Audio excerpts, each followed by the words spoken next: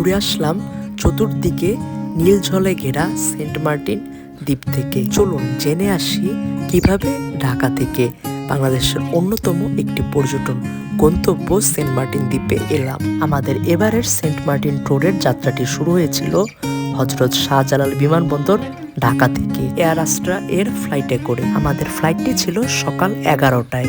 আমরা অনেক আগেই ঢাকা এয়ারপোর্টে পৌঁছে গিয়েছিলাম। ঠিক সকাল 11টায় আমাদের এয়ার আস্ট্রা এর কক্সবাজারগামী ফ্লাইটটি মহান আল্লাহ তাআলার নাম নিয়ে যাত্রা শুরু করে। বর্তমানে আকাশপথে ঢাকা হযরত শাহজালাল আন্তর্জাতিক বিমানবন্দর থেকে কক্সবাজার বিমানবন্দর যেতে সময় লাগে 1 ঘন্টার মতো। প্লেনের জানলা দিয়ে নীল আকাশ ও সাদা মেঘের খেলা দেখতে দেখতে কখন যে 1 ঘন্টার সময় কেটে গেল তা টেরই পেলাম না। কক্সবাজার এয়ারপোর্টে পৌঁছে এয়ারপোর্টের বাইরে থেকে একটি অটো নিয়ে চলে যাই কলাতলি সি বিচে। সেখানে অবস্থিত হোটেল সি ক্রাউনে আমাদের রুম বুকিং করা ছিল। সেদিন অবস্থান করি কক্সবাজারেই। বিকেলটা কাটাই কক্সবাজারের কলাতলি সি বিচে। পরদিন সকালে হোটেল সি ক্রাউনের পক্ষ থেকে কমপ্লিমেন্টারি বাফেট ব্রেকফাস্টের ব্যবস্থা থাকে।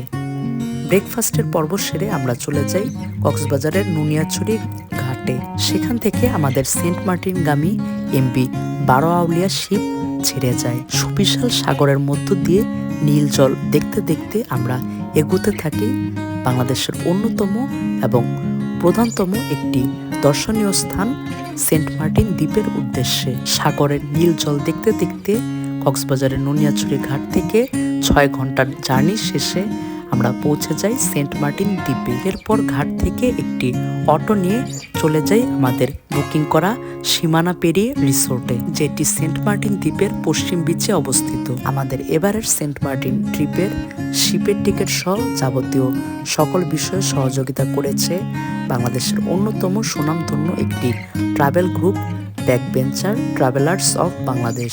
সেন্ট মার্টিন সহ বাংলাদেশের যে কোনো জায়গায় ভ্রমণের জন্য যোগাযোগ করতে পারেন ব্যাকবেঞ্চার ট্রাভেলার্স অফ বাংলাদেশের সাথে। কাপল ট্যুর, কর্পোরেট ট্যুর সহ বাংলাদেশের যে কোনো গন্তব্যে যে কোনো প্রকারের ট্যুর প্যাকেজ পেয়ে যাবেন ব্যাকবেঞ্চার ট্রাভেলার্স অফ বাংলাদেশে।